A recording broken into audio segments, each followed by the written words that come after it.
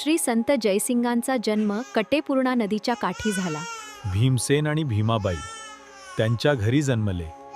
बालवयापासूनच जयसिंगला ईश्वर भक्तीची व टिपऱ्या खेळण्याची अतिशय आवड होती.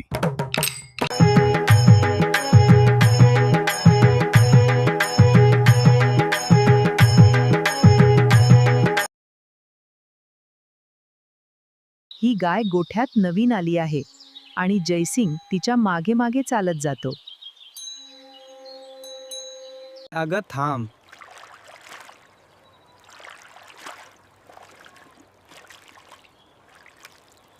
एक गाय नदीच्या खोल पाण्यात उतरली. अचानक देवी जगदंबा भवानी त्याच्या समोर प्रकट झाली.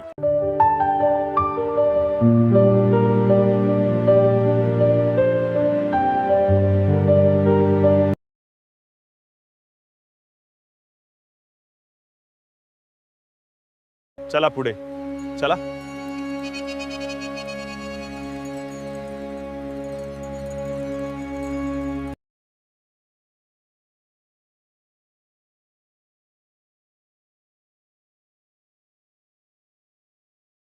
थांबा.